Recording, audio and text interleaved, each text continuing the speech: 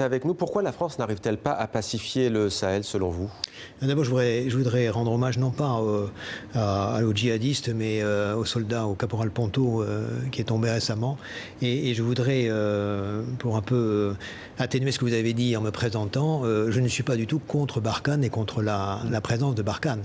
Barkhane, à mon sens, réalise un exploit opérationnel et logistique quotidien, tant les conditions sont difficiles. Non, ce que je veux dire et ce que je dénonce, c'est les bilans qu'on voit. Regardez le bilan de ce week-end, 49 morts à Liman. On n'a vraiment pas l'impression qu'aujourd'hui, les forces qui sont pourtant très nombreuses, tant locales que les forces internationales, ont parti gagner sur le terrain. À mon sens, au contraire, ce sont les islamistes qui aujourd'hui maîtrisent le terrain, ce sont eux qui ont l'initiative des attaques, du lieu de l'affrontement, de la forme de l'affrontement, ce sont eux qui maîtrisent le terrain. Pour une force, c'est extrêmement inquiétant parce que quand vous n'avez plus l'initiative, vous êtes en réaction et vous attendez que ça vous tombe dessus. Alors justement, c'est ça qui frappe quand on lit votre tribune au Monde Général. Vous dites on est dans la réaction, mais comment faire autrement face à un ennemi invisible qui connaît le terrain, qui se cache, qui part, qui revient? C'est ça la vraie question. Que peut faire la France? Exactement. Est-ce que d'abord, il faut poser la question qu'à la France? Je ne crois pas. Je crois que là, d'abord, je voudrais vous dire que la réponse uniquement militaire, en additionnant les forces, on voit ses limites. Et votre reportage le montre très bien, puisqu'il conclut en disant nous sommes en train d'essuyer revers sur revers. Ce qui est vrai. Peut-être qu'une solution, d'abord je crois qu'il faut une stratégie nouvelle. Pour moi, elle n'est pas militaire, ou plutôt elle n'est pas que militaire, loin s'en faut. Elle est aussi politique, elle est aussi économique, elle est aussi sociale. Ensuite, je crois que le terrain nous montre la voie. J'ai passé 40 années à sillonner ces terres africaines. J'ai participé à beaucoup d'opérations. Notamment la Côte d'Ivoire. Notamment la Côte d'Ivoire, mais pas seulement, le Tchad, la Centrafrique et compagnie.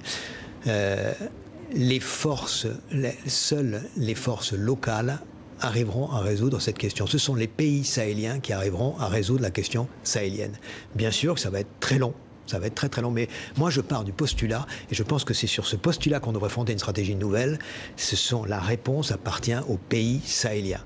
Cela étant, une fois qu'on a dit ça, ça impose, à mon sens, 4 exigences.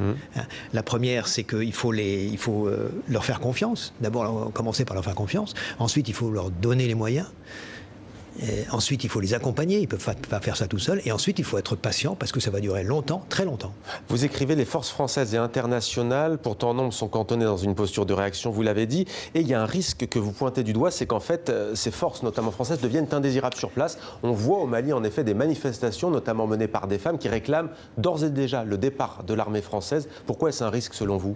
Alors, je vais vous dire, c'est pas... moi, je pense que au train où vont les choses, et plus on additionne les forces, et plus les bilans ne changeront pas, si ce n'est qu'à s'aggraver, et plus la population en a ras-le-bol. Aujourd'hui, on assiste à quoi? À un ras-le-bol de la population. Pourquoi? Parce qu'elle voit que les fils sont en train de mourir, et ils voient une collection de nombreuses forces internationales. En gros, ça ne sert à rien. Donc le premier réflexe, c'est de dire, c'est inutile, voire même, est-ce qu'ils ne sont pas un peu complices Parce que ça n'empire pas la situation. Oui, mais vous n'appelez pas un départ pour autant de l'armée française? Non, je n'appelle pas un départ. Mais combien de temps elle pourrait partir selon vous? Je voudrais juste terminer sur le point que... Moi, je pense qu'il y a un risque pour les forces françaises d'être obligées de partir sur pression populaire. Parce que l'idée même de leur présence sur le terrain sera devenue intolérable, inacceptable, insupportable pour les populations. C'est ça ce que je pressens. Vous savez, il y a 15 ans, j'étais en Côte d'Ivoire et on a vécu un petit peu la même situation où nous étions conspués dans tous les journaux ivoiriens, puis après ça a fuité au Sénégal, au Cameroun, et on se demandait ce que faisait cette armée française à se mêler de tout, etc. Il faut d'abord redonner du sens à notre présence. Et ensuite, je crois qu'il ne faut pas déserter le terrain. Ils ont besoin de nous, je vous ai dit, il faut qu'ils soient accompagnés.